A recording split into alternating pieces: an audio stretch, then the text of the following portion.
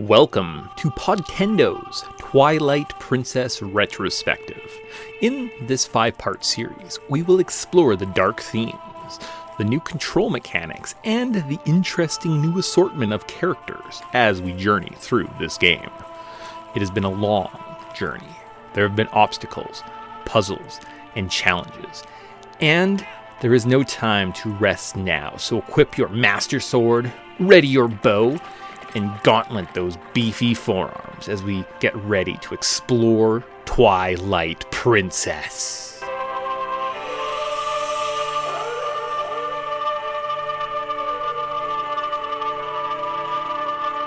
What's wrong? You've met a terrible fate, haven't you?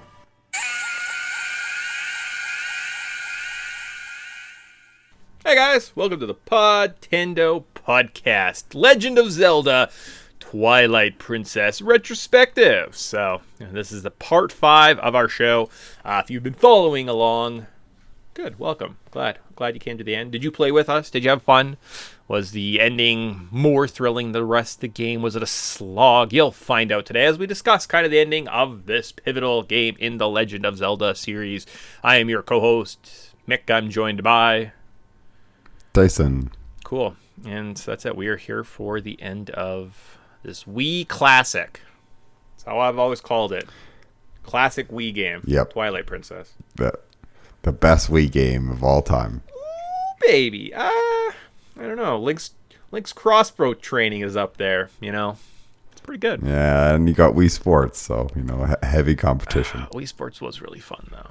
And it's better on the Switch. So, again, I always say, if you have a Switch by yourself, the Wii Sports, and you'll play the tennis, and you're like, this is kind of fun. I remember being really into tennis at some point. It's kind of addicting. And bowling, that's fun. Better than going to the bowling alley, guys. But that's not why we're here today. We're here to swing a sword. Be a guy. Be a green guy. Luigi, Sword Adventure is what we're playing today. Brought to you from Conical Games, an indie game developer that just steals Nintendo IPs. Get it before it's taken down.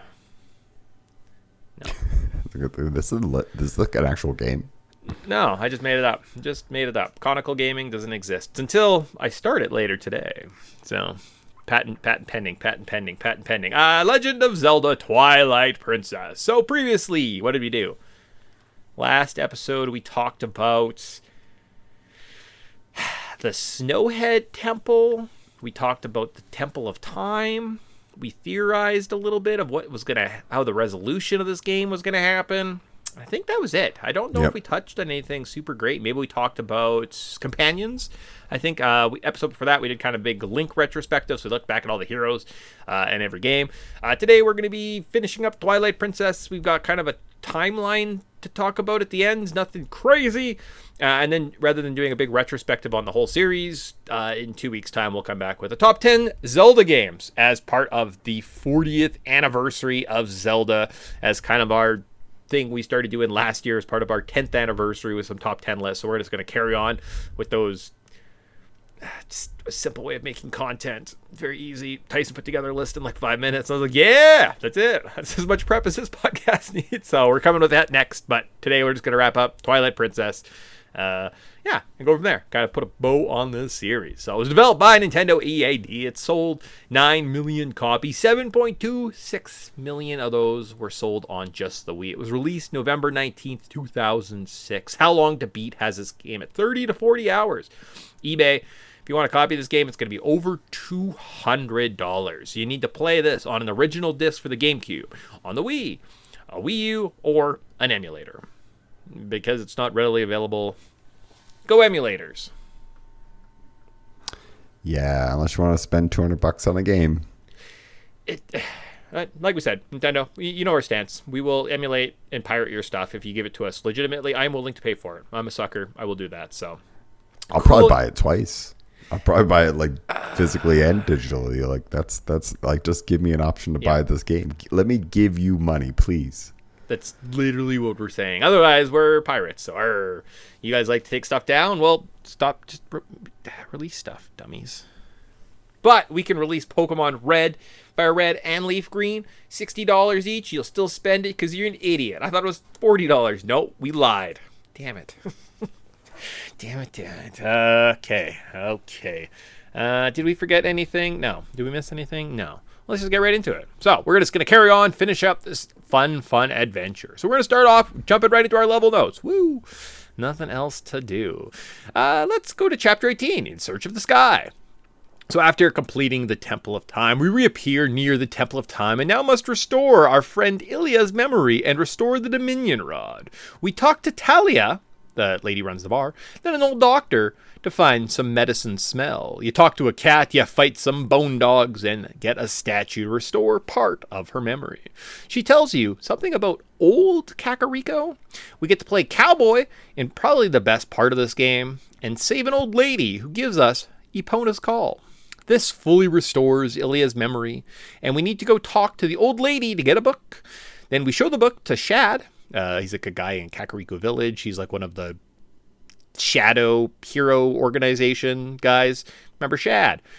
Who makes us move an owl statue to help translate the book. And after this, we can finally move some statues, get a statue, farm for 300 rupees before restoring an old cannon and shooting into the sky. Yeah. And it's a pretty cool cannon that you restore too. Yeah. I was like, if we have this technology, why are people still using swords? Because it's ancient, right? And like the magic has kind of been lost from this world, right? So that's why we have to kind of find these old relics and repair them, right? So we have to kind of come at them. So it's kind of a fun...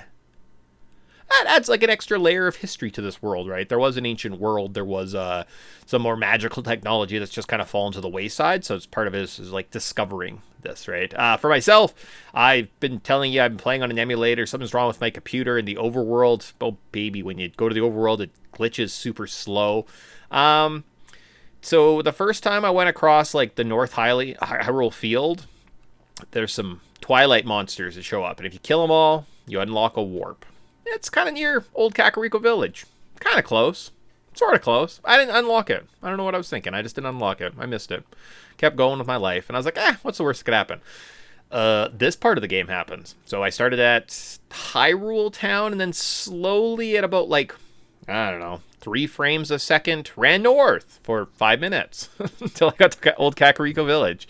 And I was like, cool. And then as soon as I got the book, I went back to New Kakariko Village. And then she's like, hey, yo, you got to go talk to that old lady again. I'm like, oh my God, really? So I did that. And it was really slow and painful. And I think I was smart enough at this point to look ahead and to realize that the bridge in North Hyrule Field where the beasts spawn basically is like, there's an owl statue right there. So I think I ran over there. But there is also a chance that I might have forgot. And then for a third time had to run from Hyrule Castle up and around at like 3 frames per second. To the point where the next like City in the Sky felt like I was playing this game on fast forward. I was moving so fast. I was like, wow, you fly through this area. Look how fast you run and jump. And I definitely had some hubris in the next dungeon to think that I was moving so fast I could like clear jumps that I couldn't clearly do, because I was like, well, if I'm moving this quickly, like if I'm in like super sprint mode, my jumps must be super sprint mode.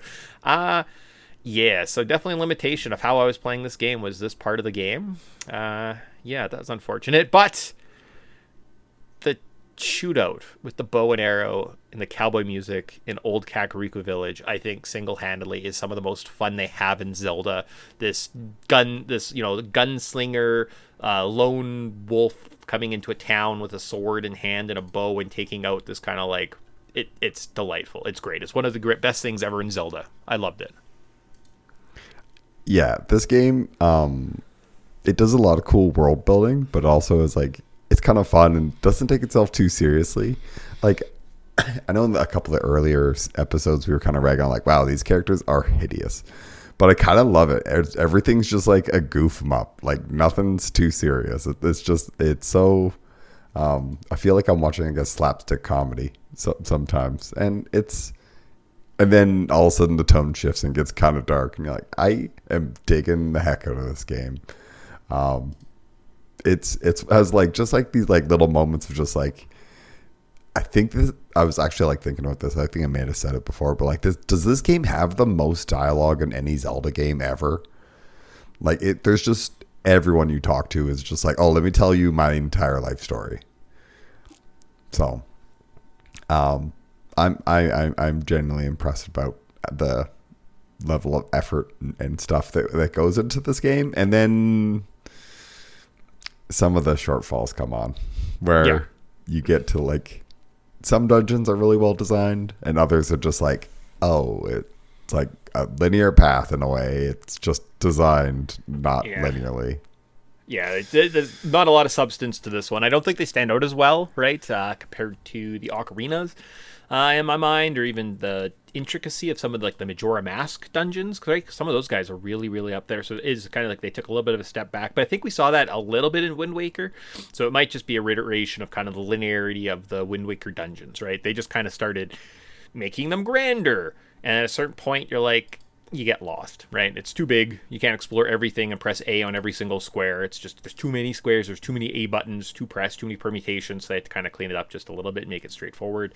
They never really ever did that. Let's see if they did in the next part. Chapter 19, City in the Sky. So we find ourselves in the ruins of an ancient castle in the sky. We see a big dragon, move north, then left to obtain a key. We see a bridge be destroyed. Use the key to explore the right area and attain a second claw shot after fighting a flying lizard knight. Now equipped with 2 claw shots, and basically we're like Spider-Man. Oh, we can have Spider-Man around the now explored left rooms. We have to explore one tall tower to find the master key. Start one last fan before making our way before one more tower, 2 flying lizards, and a boss. And the boss here is the big Twilight dragon as Spider-Man. Yeah. And you got to kind of like claw him towards you, and then you can like whack on him with your sword. Pretty fun. You have to go to his back, so you end up on these like kind of 8 pillars or something like that. There's yeah. This is the hanging one. Yeah, and you kind of have to like quickly zip between all the p-hats. He chases you with a flame. You get behind him, then you can kind of lock onto his back, stab him with a sword. He drops to the ground. Repeat. There's wind. It's good. It's a pretty well thought out battle. Works pretty well with motion controls too, right? If you were playing it on the Wii or something like that, I remember back in the day having good autonomy. Pretty straightforward. This dungeon is interesting, right? It's more unique than anything else we've really seen in a Zelda game before. This big flying massive structure, tons of fans, kind of makes you wonder, like, how does the city float in the sky? Kind of reveals some lore, some ancient lore about this Hyrulean world, which kind of weirdly comes up in other games, right? So I don't know if it's one of those things where they were laying seeds or whatnot, or in the future they're like, hey, we got this flying city, let's make a whole game about it, right? But yeah, pretty decent. Nothing super challenging. Yeah, and I think the double claw shot, so you can hang on a surface, cling to it, shoot to another one. It's fun. Makes traversing levels a bit more intricate, right? Just adds a bit more level of design. So all in all, City in the Sky, you're a okay dungeon. Not the best, but you're okay. Yeah. I think it's interesting enough to kind of do what it needs to do. I didn't mind it. I think that there's some of the other dungeons that are just like, wow, this is underwhelming, and then it's over. Yeah. But speaking of the one that I find is kind of just like the Palace of Twilight, which is chapter 20, which is our next section. Yeah, so from there we can warp right here and fix the mirror. Wow. It is revealed that Midna is the Twilight Princess, and the Ghost Sages confess that they were too weak to deal with Ganon. So we use the mirror and travel to the realm of Twilight. Here we head right. Solve some platforming and dark puzzles before finding a soul, which is a little glowing orb, and getting chased by a hand. We do some series of tasks to the right to get a second soul. I think actually that's to the left. We do the same series of tasks to the left to get a second soul, and then we can enter the central chamber. Here we solve some platform puzzles, find the master key, and enter the throne room to fight Zant. Yeah, and this is like, my problem with this dungeon is it's like, okay, go left, then you go far right, then you go straight. But it is kind of cool it's cool to talk to the characters and Yeah. see like little Twilight sprites turn into like their actual like regular selves. That's really cool.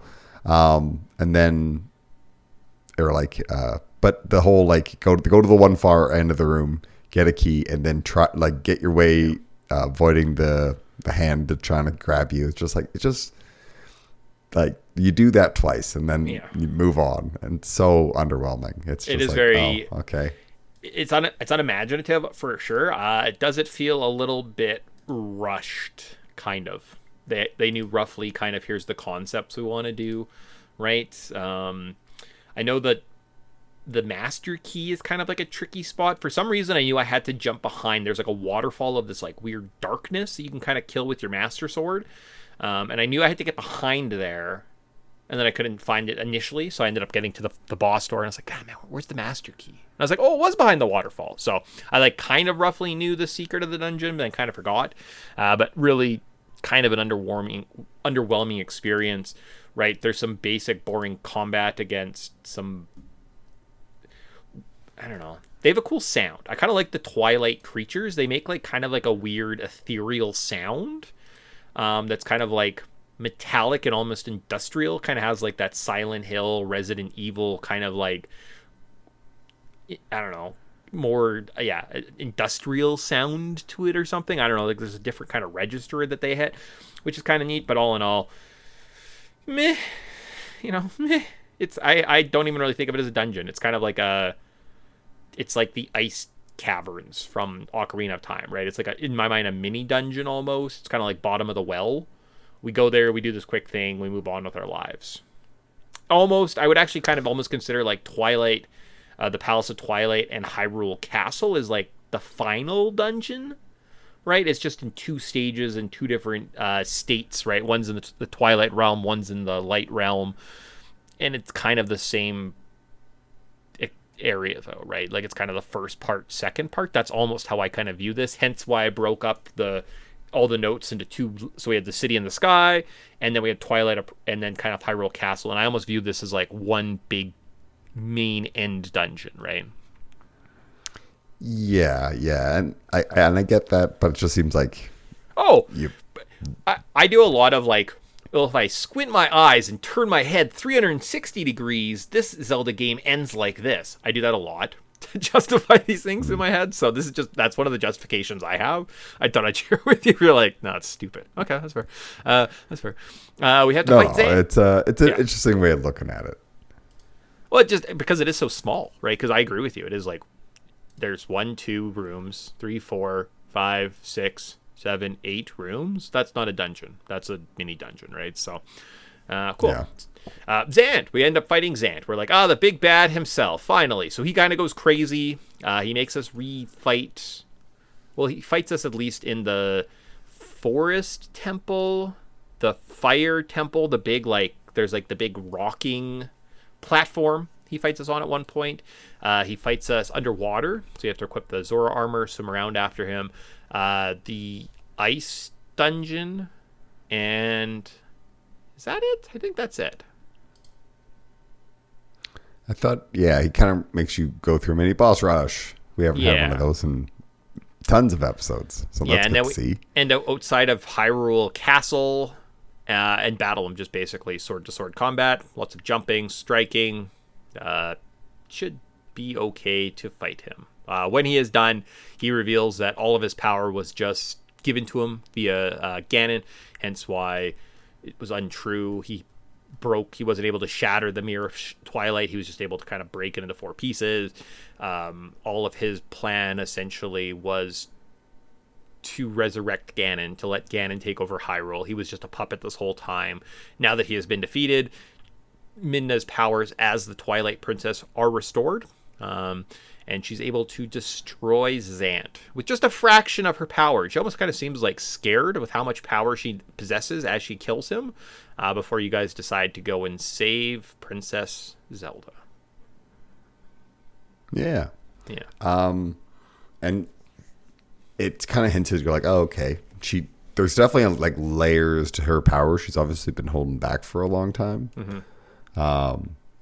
But I don't know. I like Zant. Zant makes me chuckle because he's like very, very serious, and then he just makes like these like really goofy sounds, and you're like, he seems like a Muppet. It's so funny. It is. Yeah, it is kind of funny, right? Because it does start as he is dominating. He is kind of this like presence throughout the whole game, right? He seems like the big bad. He's kind of respected, and then all of a sudden, as soon as he starts talking, he like starts warping around. It kind of becomes like a jester almost. Right, and kind of just becomes insane, and all of a sudden his aura, if you want to call it that, is just destroyed. Like as he starts talking and moving around, you're all of a sudden like, wait, is this just kind of like a goofy meatball? And you're like, yep, he's literally he's like an imp. He is kind of the skull kid of this game, right? He is just the fun-loving little guy that got too much power and let it go to his head type story. So with defeated, we are able to carry on. However, if you're playing the HD remake on your Wii U because you're a billionaire and you're like, I spent $300 on video games, like it's nothing. What, do you just have a Switch too? Oh, shots fired. That's right, you're paying $100 for fucking stupid Mario Galaxy 2? What are you doing, Nintendo? Well, everybody needs Mario Galaxy 2 in their life. I guess it's true. I mean, yeah. It's funny, though, they have a new Star Fox. I saw the Star Fox game came out, apparently. And he was in that new movie. And there's a new Yoshi game coming out, too, and he was in that new movie. I wonder if they're coming out with a new Mario Galaxy. Oh, they already came out with that, huh? It's like it's a big commercial. Huh. Anyways. Yeah. Huh. Yeah. Cool. I wonder if that means we get a new Zelda game, if they have a Zelda movie. I would hope so. Twilight Princess HD, anyone next summer? You could play Chapter 21. I can't because I played the Wii version because I'm cool and have motion controls. I guess you also have it on the Wii U, so all right, I'd suck. I get it. You're better than me. Wii U is the master race. You can play Chapter 21, Cave of Ordeals. You can battle through a 50 or 40 level dungeon to unlock fairy tears that make fairies appear in springs. So like when you go to the spring by Kakariko Village, there's a fairy there. And if you play through this dungeon, that's what you unlock.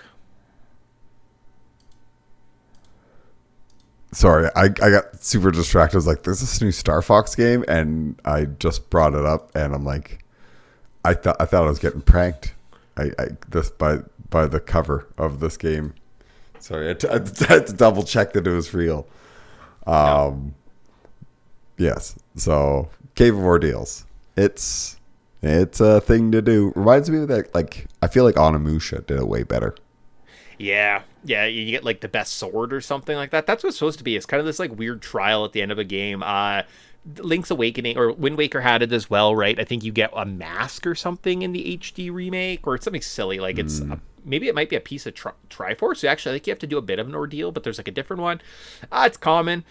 Super Paper Mario 1000 Year Door has same thing. 100 level dungeon, and every 10 levels you get like a reward or something like that, right? So it's common. It happens. I don't know. It's just like, what if we didn't have any ideas?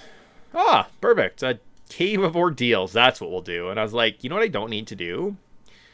Fight through 50 floors of a dungeon to get fairies in springs. It's fine. I think I used maybe like 6 fairies this whole game.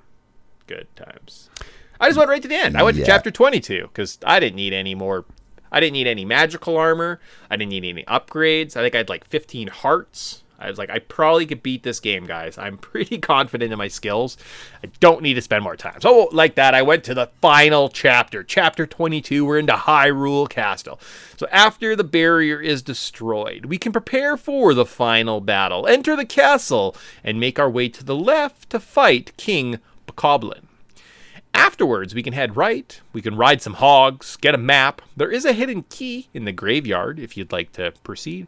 And now we can enter the castle proper. We Spider-Man around a room, we fight a Dark Nut, then we fight 2 more at the end of the hallway before fighting a Lizalfos. It's like a lizard, flying lizard guy. We fight a flying lizard guy to get a key and fight 4 guys. Oh, and then the mysterious 4 guys from the tavern show up, help us. And we get the boss key. This only leaves the final climb up the tower before we fight Ganon. And if you found the graveyard key, you unlock the treasure room. Yay! It has nothing. Yes. It's like, here's 50 rupees in 5 chests and some bombs. Okay. Yeah. Yeah, or especially at the end of the game, you're just like, oh, wow, you can get all these things. And you're like, I just don't need any of them. I Like, might need some more arrows, That's but literally what I was going to say. I was like, arrows? I was out of arrows. I had maybe 10 arrows, and I smashed all the pot and got 5 more arrows. And I was like, why are you giving me bombs? I haven't bombed anything since the graveyard to unlock this key. Yeah. Like, it's just one of those, I'm like, huh, odd. Very, very odd. Yeah. Final dungeon. I think the room with the 2 dark nuts is the hardest fight in the game. Because they move at kind of slow speeds, and you kind of have to like jump to the side, and then like it always seems like they're out of sequence with which one attacks you. So you have to kind of be pretty talented with like Z targeting, and it's kind of challenging to make sure you jump and you're out of the way and do all your little attacks. Then you got to like, they drop armor after so many hits, and they become faster, so you kind of have to like time them out and not kill them both at the same. Oh, it's just that's probably the most challenging part, right? And once you beat that, you're good. So, hooray. I kind of went to the one, I tried to pull them. Tried to pull, and one of them slow, like turned to me and starts like aggroing towards me. So I backed him into to a corner in the farthest way. And I'm like, and then by the time he was half done, the other buddy was starting to walk over to me. But at least I like kind of staggered them instead of taking them on both. Because like, yeah, the dark nuts in these games are no joke. They will mess you up and do it fast. Yeah. And one enemy shoots you. Oh, it was the Palace of Twilight, the Zant heads. I just tanked those guys' damage. I saw them and I'd just be like, oh, I'll just get hit and then make this jump and then go attack it. I did. That actually took up quite a bit of health. There was definitely a point where I was like, oh, I better like kill some enemies and farm some health here to like get some hearts back. But I think that was, like those little things and the specific dark nuts, most challenging part of the game. Kind of cool to see I don't know what they're called. These like 4 heroes that kind of help out. They show up at the end with a cannon and you like wave and then they run off. And I'm like, okay, I guess it's nice that this like barrier around the castle is down, and we're getting kind of all the forces rallying like, on us to help kind of defeat the evil. Yeah, kind of neat, right? Yeah. Well, and I saw it as like, it was kind of nice to see some NPCs in the Zelda world actually taken. It's not just Link and Zelda all the time. It's like there's some actual characters who are trying to actually like help and move the needle. And you're like, I appreciate this. It's like you're building the world out. These characters have agency. They're doing things. They're taking actions. Well, and I would have almost like, seeing that, I almost would have been like, why didn't we have like a full on our side versus their side, right? Like we look into the courtyard, and now the big white ape and all the monkeys come and they start attacking the bad guys. And the Gorons show up and they start battling. And at one point you could look down from the castle and see the Gorons and the Hylians fighting all of like off these evil forces of Ganon, right? And you're like, oh, there is some healing going on in this world, right? And we are going to be better. And some Zora warriors showed up to fight too, right? Now you're including all the characters throughout the game. I don't know. It's one of those, I'm like, it's neat that we've got a little bit of this, but like, why can't we increase the scale, right? Maybe you're just like, the GameCube couldn't do that, I guess. What do you just want? Hyrule Warriors? I do. I love Hyrule Warriors. Spoilers for our top 10 Zelda games. Hyrule Warriors, and then Hyrule Warriors, the Imprisoning War. Ooh. Everybody's favorite. That's my favorite Switch game of all time. It's too cheap. It's only $80, not $100. I wish it was more. Yeah. But yeah, I'm gonna have to buy more of them, drive up the price. But yeah, no, I think that like it'd be nice to see those kind of things. I think if you streamline the dungeons a little bit more, you can kind of like make them a bit more interesting. I feel like they were like, no, we need to have like X amount, and they were trying to aim for a certain amount. So some of them, the dungeons just like seem underwhelming, where everything else around the dungeons seems pretty cool. And just like, I wish they could just do a little bit more. Is all I ask. But sometimes it's too much. It is. And if you look across from, say, Ocarina, which is maybe like the pinnacle, right, of the dungeons, to Majora's Mask. They had some interesting ideas, and like Wind Waker, and like Twilight, and then I think in Skyward Sword, which is technically the next 3D game in the series, the Cistern. There's one level that people talk about as like the best Zelda level. It's so well designed, right? It's so well thought out, and I'm like, guess maybe I'd have to maybe give it a chance to go back and play it, but yeah. It's just one of those things. Dungeons, they kind of just forget about them. And then, like, Breath of the Wild, they're like, whatever, dungeons are just, they're a thing, I guess. If that's what Zelda is to you. Yeah, Zelda's mostly just dungeons. Oh, you're just going to do one puzzle per room? Okay. Oh, but I get to collect lots of heart pieces. Hooray! I don't think you guys understand what makes Zelda so special. Anyways, that was all of the dungeons that we looked at. We stood out. Yeah, they kind of fall off. I don't know what the best ones were. Yeah. Yeah, like the Sky one's not terrible. No. It's kind of interesting. It's cool. It's not that complicated. It's pretty linear, right? Like, you definitely feel that. So, like, in this game, I definitely like the Goron Mines. I thought that was pretty cool. Again, it's pretty straightforward, right? Like, I don't think I like the Water Temple. Maybe the Snow Temple?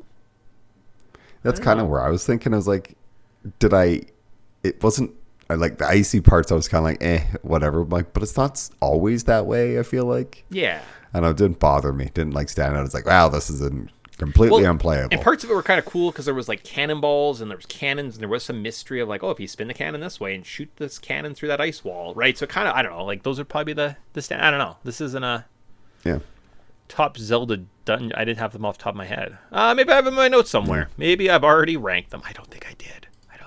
I think we're just going to say they're okay. Perfect. Okay. Bosses, though. So we're off to the boss. We make our way to the top of the tower. We enter the throne room. We say, stop, Ganon, you're bad. And he's like, am I bad? Oh, look, now Princess Zelda's back, and she's being possessed. Oh, no. So we play tennis with a possessed Princess Zelda. Yeah, very reminiscent of a certain other battle against Ganon, but this time we're fighting Zelda, so it's fun.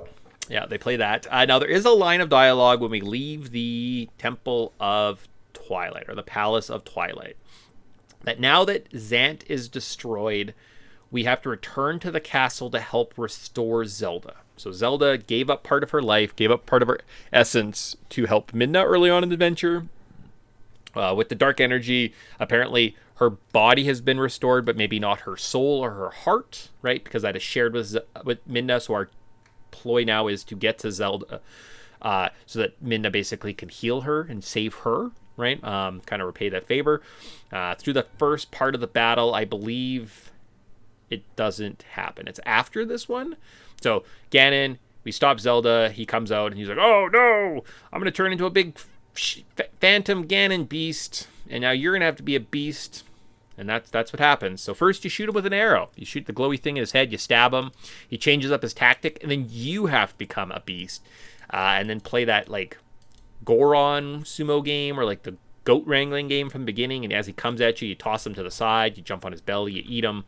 And he dies.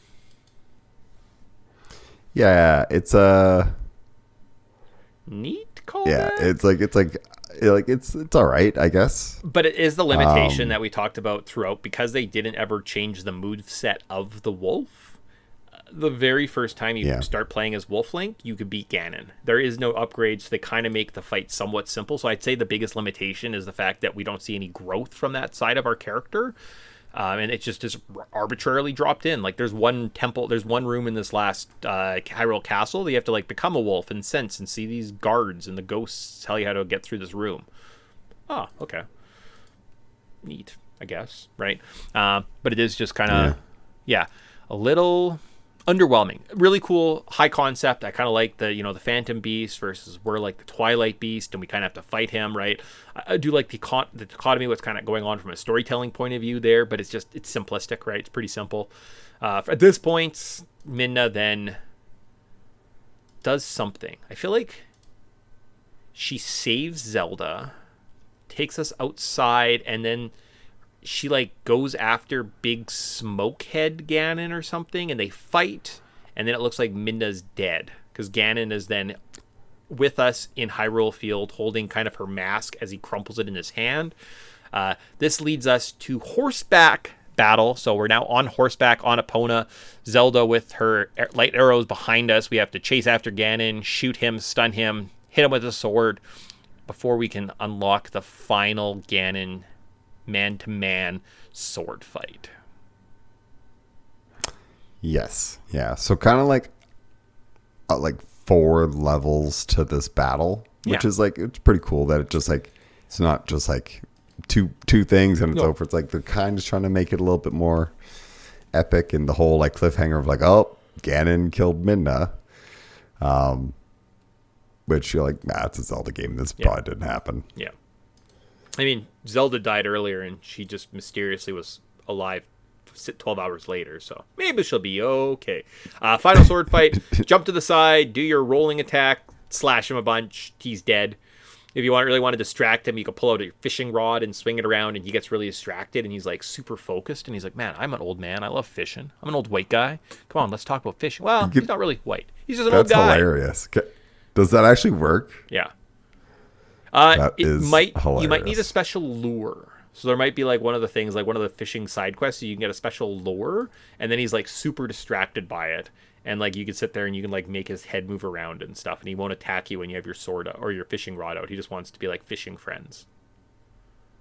Oh, see, he just needed a buddy. Yeah, that's it. That's all. He just needs a friend. So, kind of cool, fun conclusion. Really, they play around with all the elements of the game. You have some sword combat, right? Timing early on, playing the tennis, from playing with the beast mechanics, or the wolf mechanics in the beast fight, to the horseback mechanics, right? That was a big part of this game. Some of the stuff they wanted to do was have a lot more horse combat. It wasn't overly used, but it was nice to see them bring it back into the final battle, right? To kind of help build that epicness. And then finally, a sword fight between you two, being a master swordsman Link versus the more powerful Phantom Ganon. It's good. It's kind of fitting. But then he dies, and you're like, haha. And I believe you attack him, and then your final attack is you like jump up in the air and you stab your sword right into his stomach, into his heart, into his head, basically killing him forever until he's like, I'll be back, and then dies. Oh, here we go. So after landing, the final blow, Ganon stands up and says, "This does not end here." Zant then snaps his neck and power drains from his body. The light spirits show up and revive Midna. Link goes to her, only to find her as she has returned to her normal hot girl body form. They have a sad moment where they say their goodbyes before Midna breaks the mirror of Twilight and leaves, sealing the Twilight realm off from Hyrule forever, thus making the sacrifice to seal the 2 realms, even though she won't be able to see her friend Link again. The end. Yeah. Sad ending. We gotta see Midna for 2 scenes. Yeah. And that's it. And she says, I'll see you again, Link, breaks the mirror and pieces out. And you're like, I don't think that but I don't think you 2 are going to see each other again. Well, it is done kind of a nice moment too, because it is kind of that.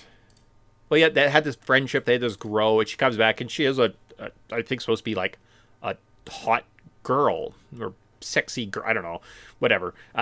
Form, right? So you kind of have this moment of like, oh, there's going to be more, and like this friendship's going to keep growing. And she does have a moment where she's like, oh, it's nice because we will see each other again, right? And then she kind of starts crying, only to then, as basically like you go to have like the okay, bye, see you later, friend, to the kind of the tragicness of, oh, she actually broke the mirror and sealed this realm off forever, right? Kind of making that sacrifice, and it's kind of nice, it's kind of fitting. Ties really well into Midna being the main character of the story, and just how kind of deep and intricate and just more content, right? Giving us a bit more depth than we have in other Zelda stories, right? Link and Zelda were just kind of along for the ride, right? They were just kind of inclusions. They weren't, at the end of the day, I guess they weren't the main characters, right? Very cool, very neat, kind of well, a little bit heartbreaking, kind of sad, right? Definitely bittersweet at the end of this one of being like, oh, that's how this story concludes, right? I kind of like it. I like the ending of this game, to be perfectly honest with you.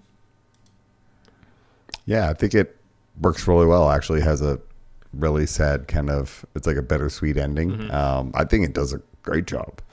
It doesn't do well after for, playing it all. It's like I don't get why a lot of people don't really like. I can see what's not your favorite, but people's favorite. But like, I thought this was a really good game, and I feel like it doesn't get a lot of love. Literally because it's more self-contained than other stories, right? It has the Majora's Mask effect where it doesn't give you the lore. It doesn't give you the end world. It doesn't give you the split timelines. It doesn't fill in the stories. It's just a really satisfying, well-told story that fits into the Zelda legend, into the timeline, right? It doesn't give you the next parts, and that's the same with this one. Is it shows you this other realm, but then kind of takes it away at the end, so the Twilight realm can't ever be accessed again. In theory, based in this world, right? And it is just kind of that sad, self-contained little story, right? Why people don't like this game?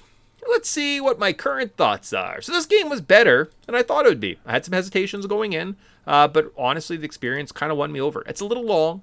I find that there is kind of a lot of like unnecessary stories, and now we're doing this, and now apparently Ilya is going to be back in the story, even though we forgot about her from the beginning, and then like we never ever think about her ever again, right? It's kind of like those little things maybe. You feel that the level design, story, and puzzles were held back by the implementation of the motion controls. Yeah, that's good. It would have been interesting to see what a GameCube only version of this game would have looked like, right? I think they might have had a little bit cleaner controls, maybe a bit more intricate puzzles. All in all, the story I think is really good. There is enough, but there is a dark enough, vague enough story of Hyrule and its plight sprinkled through the game that it makes it kind of interesting to revisit and theorize about. And the story is fine, nothing spectacular, and I think the whole Ganon from Wind Waker is better. This guy was just kind of a chump, and he felt the frustration of the Twilight people, possessed Zant, banished Midna, then this game happens, and ultimately he gains the throne of a failing Hyrule kingdom before being stopped. In my mind, that's maybe one of the worst parts of this game, is like it's just Ganon. Right? They did all this job of building up Zant to be this threat, and then at the end you're just like, he's useless. It's just Ganon. Go fight Ganon. And it's kind of a little vague, little unfulfilling, right? But if you look at it from just a Midna point of view, Midna might be the single greatest protagonist of any story in Zelda, but it's not necessarily like a Zelda story, if that makes sense. Yeah. Well, Zelda's just like a side character in this game, for sure. 100%. Like she just is in a few scenes and then disappears. Like obviously the story revolves around like Midna. It's like the whole Twilight Princess. The only we just don't get to see her kind of resolution, because what the heck happens between that fight between Ganon and her that we just don't see. Yeah. So. Yeah. Cool. Yourself, current thoughts. It's good. I mean, I really like this game. I just think that it could use a little bit more content and less more focused content, or more depth, and less yes, we need to hit 6 or 7 dungeons. It's like I'd rather you do 4 perfect than 7 meh. Sure. Well, and I find the scope of the worlds too. Yes, it's a very big world, and in terms of Hyrule's, just the scope of this game is massive, right? I don't know if it's Breath of the Wild big, but man, it's damn close, right? Scene by scene, inch by inch, but it's just so empty and there's not a lot going on, right? And I think that's one of the things you see it was great. It was great that they were ambitious and they kind of told this cool little story, and it's called Twilight Princess. Literally, it's about Midna. That's what this game is about. You're just kind of along for the ride. You're just kind of in her world for a little bit, right? And here's this story through this massive giant Hyrule. But you just see kind of all the cracks, all the stuff that they didn't work on. You really feel it, right? They just didn't have the same heart, the same ambition to create kind of a lived-in world. What's the best they have is a bug hunt. Go collect all the bugs to get monies. Oh, okay. right? So it is just kind of missing that. What would I change? So if there would have shown Ganon was leaking his dark power into Hyrule throughout the game, and now we know the kingdom will become more prosperous, but it kind of seems like the kingdom will continue to fail. Other than the Zora Prince now on the throne, and the Gorons and Kakarikos having a decent relationship, I guess Malomart became a business. What hope does this version of Hyrule have, right? I just don't see it. I don't see the prosperity. I don't see how, now that this is gone, we're going to get better, right? Because it just seems like it's crumbling, and I don't know if this kingdom is going to make it, right? It's not one of those things that doesn't really give me hope, right? Overall, this game was solid. I don't know if I redid my GameCube top 10 list, if I would include it. Whew, man. But it's still... If it was more readily available for purchase and play, I think people would return to this game and find it pretty pleasurable. And I bet you there'd be a lot of discourse around, man, this game holds up. It was not given its just dues, right? It was just kind of thrown together as, it's the motion control one, but it's not as good as the next motion control game, right? It's the bad motion control Zelda game, which I don't think is the case at all, right? I think it gives us a really cool look in the world. This style of Link sticks around for quite a while, right? Like he stayed and stayed and stayed. Only until like Breath of the Wild, then you kind of started seeing, the green Link starts going away. He kind of became like the iconic version of the character for a little bit. And yeah, that's kind of, guess what I would change. So cool. Would you change anything about Twilight Princess? Yeah, I kind of went into it about how I just want it to be more.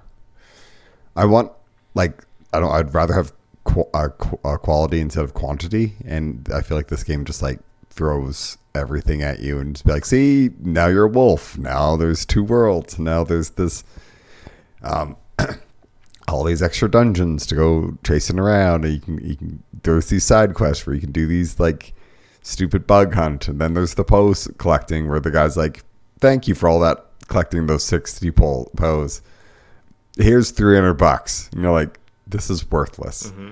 There's so much cash in this game, and you just like the economy is like just jank. You don't need it. It's just like, oh hey, do I need to run over and grab that like chest? I'm like, unless it has a key in it, probably not. If it just has money in it, I'm just running past it, and it feels weird to just run past chests because I'm like, well, if there's money in it, I'm already maxed out. Just a waste.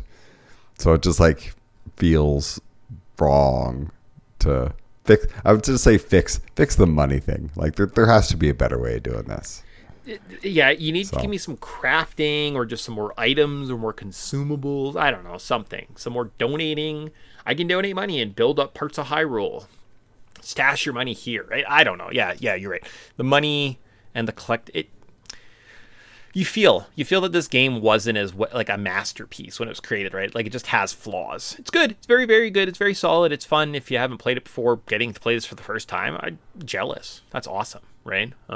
Really super fun. But it just, like we said, we had some frustrations, and it's cool. I'm curious to see where this game ranks in a couple weeks when we do our top 10 list. But until then, let's just finish this up. I got a final Strange Places of Hyrule. We're going to look at this cultural significance that AI did for us. Oh, baby, they did so much work. Woo! And then we'll probably just make fun of them and move on. Perfect. So, the Strange Places of Hyrule. I really dove into this one. Oh, baby. Tyson really got us going. He was like, man, these Gorons diverting the rivers, damn them indeed. And I was like, made my brain think, you saying that. These rivers, what's going on? So Kakariko Village, new. Is it the old Zora's domain? Hear me out. The Zora royal family is buried behind the graveyard. Okay. There's a warp point to Lake Hylia. The same Lake Hylia from Ocarina of Time. Yes, that means the Water Temple and the Lake Bed Temple are confirmed basically to be kind of the same structures. If you're believing this is the same Hyrule, that would make sense. So again, we know that there is a warp point from Zora's domain, right, to Lake Hylia. Same Lake Hylia to this place. Okay, so to Tyson's theory that the Gorons diverted water from the hot springs, which dried up Zora's river, that means the Zoras moved to a new domain near the mouth of a river that flows into Lake Hylia to protect anyone from diverting water and now controlling their new home.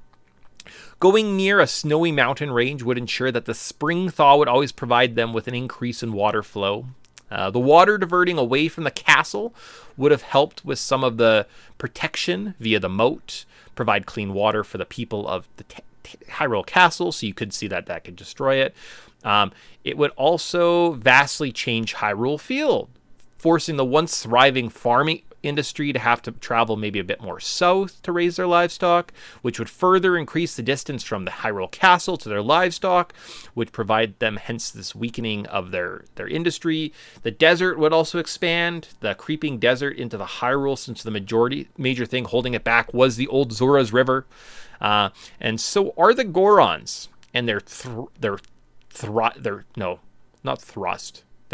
greed, their continuedness for wanting hot water on their body. Is that really the real enemy of Twilight Princess? Yeah, I think so. And we gotta work on how this slowly becomes Wind Waker, but actually, you know what? We got to figure out what timeline this potentially could be in. If only we had a breakdown of a timeline. Anyways, really solid kind of theory. As I started diving into it, it started to make sense. I was like, yeah, no, that would make sense. There's this Zora sacred realm, right, kind of by the graveyard. That's where they would bury their royalty. It's not just a regular Zora. It's literally their queen gets buried there because it's sacred to the Zora people. I'm like, yeah, that makes sense. There's a warp point. Kate, cool. There's these big giant chasms, right, that run through Hyrule Field, kind of making these bridges necessary. Hey, there was an old river system. Maybe you could have used bridges before, right? But now these big chasms left from the river that has left the field. I don't know. Holds up. I was like, it does. It does. It like weirdly, I'm like, and all they have to just that race moves over here. Changes this iconography. Yeah, it's interesting. It's fascinating. It's food for thought. It's fun. I don't know. Maybe there's a better YouTube video that explains it, right? But I was like, yeah, I see it. I get it. Finally, though, like Tyson alluded to, we need a cultural significance. So we're going to look at a study in Zelda nostalgia versus innovation. Wow. So, Twilight Princess became the template for debates from Zelda fan base. Still has as like a dark versus light tone, traditional versus experimental, realistic versus stylized. Reflects Nintendo writing its own legacy. How do you innovate when every fan wants something different? It's massive sales, provided that safe Zelda still sells, and became a cultural mirror. People project their feelings about the series' past and future onto this game. Okay. Yeah, well, there's definitely like always been the... So let's break that down. There's the 2D versus 3D breakdown. Like there's always been a divide of like one group wants this and the other group wants this. So yeah, as Zelda fans, we're never happy. No, and you never will be, right? Like it's just one of those things because it is so divided, and there are people that just out there clamoring, I only want cute little Links that dress up in costumes. Perfect. We got Hyrule Heroes for you. Good job. I need a gritty, realistic take on Zelda that makes me sad that my Link will get to see his friend anymore. Well, it's Twilight Princess, right? So yeah, and I think this was a big the big shift from Twilight Princess to Wind Waker, I guess, is kind of what they're kind of going for here, is where we had this really cute, fun, lighthearted experience in the Wind Waker with its fun, and then they basically tried to make this one a little more gritty, a little gross, a little kind of like scary clown aesthetic to kind of bring it back in. And I don't know, like I think this game is considered a success, like a financial success. I think it was received fairly well. It's just not remembered that fondly, right? And I think lots of the limitations are, well, it's kind of a weird one, right? It has weird controls. Doesn't really hold up. They made some interesting changes because they have to have motion controls, right? So I think it just kind of, I don't know, hopefully we've discussed that enough that we've kind of hit that. But now we have to go into deep nerd mode here, guys. We're looking at the timeline comparisons. So this is where things get really interesting. The Zelda series isn't one continuous story. It splits into 3 timelines after Ocarina of Time. So at the end of Ocarina of Time, there are 3 branches. We have Child Timeline. Link goes back in time and warns Zelda. We have the Adult Timeline, so the world continues without Link. And then we have the Downfall Timeline. So Link loses to Ganon. Okay. So the downfall timeline. So the hero is defeated. So if you die at all in Ocarina of Time, I don't, but if you do, then the games go Skyward Sword, Ocarina of Time, A Link to the Past, the Oracle games, Link's Awakening, A Link Between Worlds, Zelda 1, and Zelda 2. Wow. Okay. Interesting. Yeah. Classic Zelda games. Yeah, they kind of basically just took all the old Zelda games and they're like, there you go. That's how the timeline works, right? Sure. Yeah, I was like,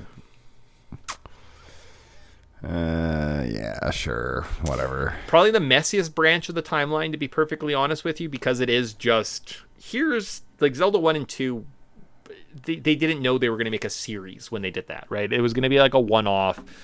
It was just games. I don't know. Hyrule, Link, you figure it out, right? Link to the Past. It's kind of just a retelling of Zelda 1, right? If we had a bit more information and could like throw words on text and have characters talk, this is probably what it should look like. So like A Link to the Past is probably what Zelda was supposed to kind of look like. But then people were like, oh, but Zelda 1 and 2 also happened. Okay. Well, then Link's Awakening was just supposed to be Link to the Past on the Game Boy, but they're like, what if we tweak it a little bit and make it dreams? Yeah, I guess that's fine. And that's basically the timeline. Cool. And then what if Capcom was like, we're going to make some games where you travel to a different world altogether, and you have a horse. At the beginning, at least. Oh, okay. Yes. Yeah. Yeah, definitely. I've never kind of thought of these games in this order before, so this is not the one where my brain defaults to. Well, it's kind of screwy because you're like, wait, Zelda 1 and 2 are the oldest games? And you're like, yeah, because there's not any towns. Well, wasn't that just like a limitation of the... No. It was the story at the time. There were no towns. Oh. But there was towns in the... Yeah. No. The second one doesn't have... They're different towns. Oh, okay. Yeah. Perfect. Okay. It's a different... It's a different land. Sure. Okay. Sure. Perfect. So about the child timeline. So Link warns Zelda. So we see Skyward Sword, we get into the Ocarina of Time, and then Link returns. And we get Majora's Mask, which then is followed by Twilight Princess sometime down the future. And finally, Four Swords Adventures. So now... Now Four Swords makes so much sense now that I played Twilight Princess. Oh, you know what? In fact, playing Twilight Princess has linked the world to Four Swords. That's it. That's how Link, Dink, and Blink show up. So. Yep, exactly. That's how you get the quadruplets. Yeah, of course. And then finally the adult timeline, so the flooded worlds. We have Skyward Sword, Ocarina of Time. We have Wind Waker, Phantom Hourglass, and Spirit Tracks. Like, I see what it's doing is it's taking kind of like the somewhat linked ones and just kind of like slapping them in a kind of logical order. Yeah. I've never played Phantom Hourglass or Spirit Tracks, but I'm pretty sure those have the exact same characters as Wind Waker. Oh, like, so you're just like at the end of Wind Waker, you're going across the sea, and then you're like, hey, there's a ship. And then Zelda goes and jumps on the ship. And then all the Phantom Hourglass happens. And at the end, you guys just jump back from the ghost ship to your regular ship. And they're like, where did you go? It's like you just jumped 2 seconds ago and nothing happened. Okay. And then Spirit Tracks is like, 100 years later, they find a new Hyrule Land of trains. Oh my god, that's so dumb. Yeah. Okay. All right. Cool. And then we now have... It's called the Unified or Unknown placement. So that means Breath of the Wild and Tears of the Kingdom are kind of like vague. At some points you can find this like ancient sea salts on top of mountains as if the world was flooded and then a giant sea receded, leaving all this sea salt. But then there's also weird like references to Twilight Princess and Majora's Mask throughout the game in different areas. So it's almost as if the timeline somehow like recollided, and that's how we got the Breath of the Wild Tears of the Kingdom universe, because it shares elements from every other Zelda game. Yeah. Or it's there's no timeline and they're just trying to make interesting games while throwing references around. But It's called I always like to think that like Breath of the Wild is like so far in the future that's why it kind of has like that like hazy visuals to everything. Everything feels like it's just kind of like almost so far in the future. They're just like, and everything's just, and there's dungeons everywhere because over the years of like the Ganons making all these dungeons, there's just all this infrastructure everywhere. It's like, well, everywhere you look, you're probably very, very close to a dungeon. Yeah. So yeah, that's true. Maybe. Yeah. Okay. How about cross timeline comparisons? The last thing that AI wants us to do before we're done today. So number one, so the dungeons philosophy shifts. Okay. So in the Downfall timeline, we see many structured dungeons. You sure do. In the Child timeline, though, fewer dungeons. However, more story-driven dungeons. Yeah, I guess. And then the Adult timeline, we have exploration replaces structure. I guess. Sure. Yeah.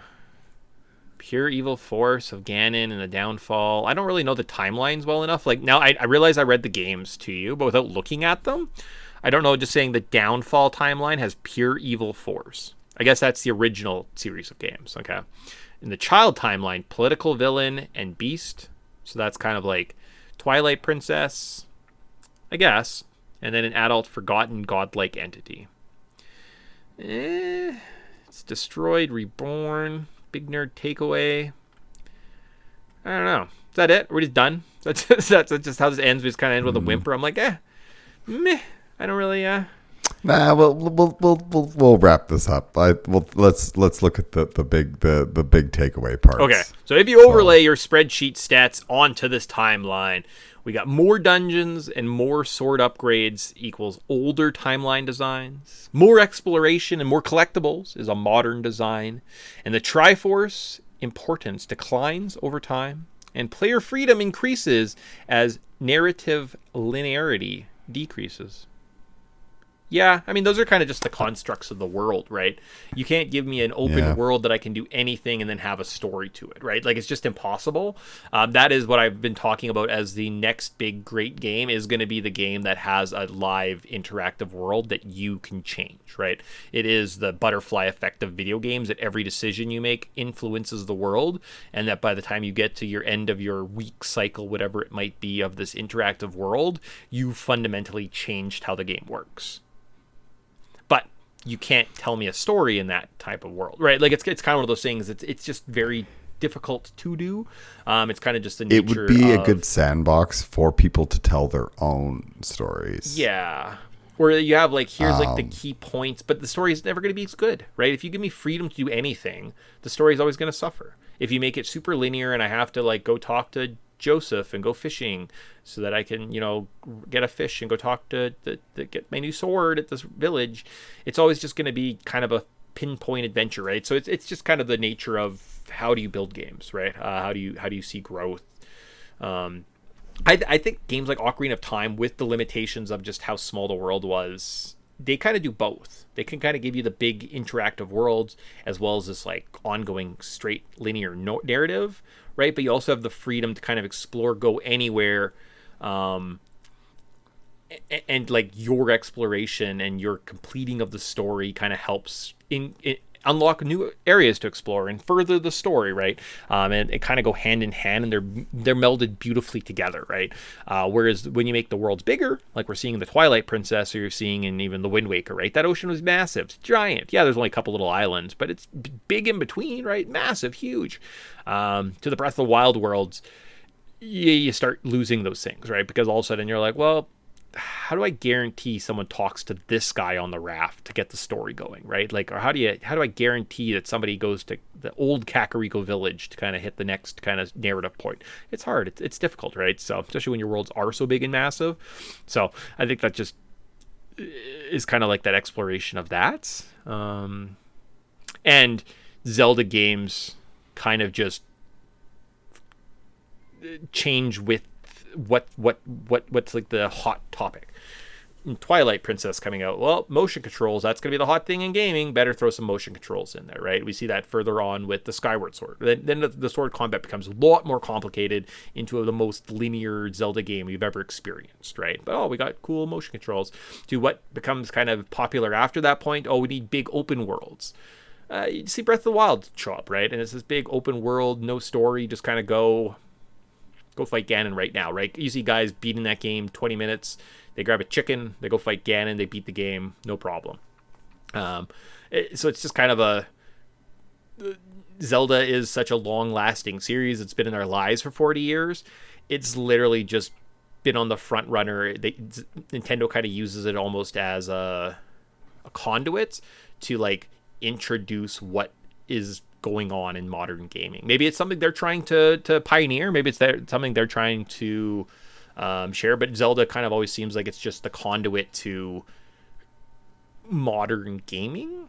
And you can kind of almost see like, in 2004 or 6 when this game came out, what was popular? Big worlds, motion controls. Oh, cool, neat, cool, right? Ocarina of Time, the shift to 3D gaming. Whatever you say, right? It's just kind of goes hand in hand, and it being in our lives for this long, you can literally look at Zelda and see the history of video game making, which is kind of neat as you kind of explore the series that we all love. Yeah.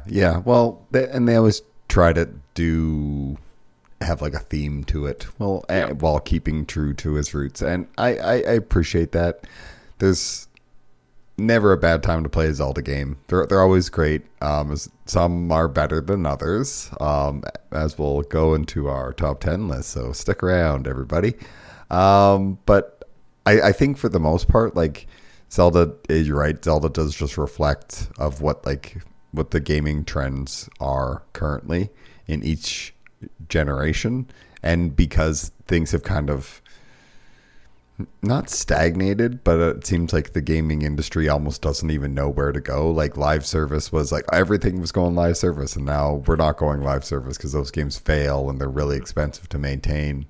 So maybe you go smaller, and now we're starting to see some like smaller studios making like really impactful, interesting games. So but at the heart of those games is like as a core narrative. So whatever the next thing is, I have a sneaking suspicion the next Zelda game is going to be more narrative driven. With some open world stuff going on. I think they're going to keep trying to merge and converge and to make like the big great open world go anywhere, but also linear story experience, right? Or something, whatever kind of that next kind of epicenter, right? But it is kind of funny how there is just like these landmark games, right? This is like Ocarina of Time is the best 3D action game, and it just always is. It's got a solid story, top to first open world, made Z targeting, right? And you kind of look at that and you're like, yeah, okay, that is just the best, right? How about puzzle? Like if you look at like the portals of the world, portals tried to been replicated. What if the villain was like the AI from the beginning, and it's just like the narrator that you always have in these games? What if that was the ultimate villain, right? Like the GLaDOS effect, the way they kind of build out the portal world. It's just a simple puzzle game. No, actually, it's kind of, there's combat, but it's defensive combat. You don't shoot the turrets. You have to knock them over, right? Those are all these things that come from this like Portal game that was like unheard of before that. And then people have tried to replicate it, and it literally just feels like they're trying to copy Portal. So you kind of have these big landmark games that step up, and you're like, everything's just going to copy this for a while. Sometimes it happens to be Zelda, right? Definitely Zelda's been the forerunner. Oftentimes they're just kind of caught up in the cycle. So it's interesting. Again, Zelda games are fun, kind of like history book through video games, right? If you kind of step back and look at them in the right eyes. But I feel like I've already said that point, so I'm just kind of reiterating. I'm just circling the same points. Do we have any new points to get to before we say goodbye? Nah. I mean, I'm just going to wrap up by saying Twilight Princess. If you haven't got it, or my first time playing it, I had a great time. Hopefully y'all played along. If not, hopefully you enjoyed us listening to us talk about it and break it down. Hey! It was a great experience, and I'm hoping that maybe this game will become more available in the future, because I think it could be could be an interesting game that I feel like not a lot of people have gotten the chance to play. So. Awesome. And I imagine that I won't have listened to this long in the future when I listen to this podcast. But if you do care, and I said earlier, would it make my GameCube top 10? It did. It was number 7. I would probably move it up above Rogue Squadron after replaying it. So it'd be Wind Waker, RE Remake, Metroid Prime, RE4, Thousand Year Door, Twilight Princess. So top 6, pretty solid list, pretty solid little game. I'm glad I didn't just poo on it when we I didn't go back and listen to our GameCube top 10 from last year, so I pulled that up now. Anyways, yeah, that's all I have. We're talking more Zelda in 2 weeks, so if I forgot anything, I can say it then, and yeah, say goodbye. See you guys. Excellent. Yeah, well, a couple weeks. Yes, see you all then next time. And yeah, I look forward to it. It's an exciting year, 40 years with Zelda. So play some old Zelda games, everybody. Just even if you got a favorite, just pick it up and play it. Cool. Okay. With that, we'll say bye. That wraps up our Twilight Princess retrospective. The little motion control game that could. Fun. Bye. Bye, everybody.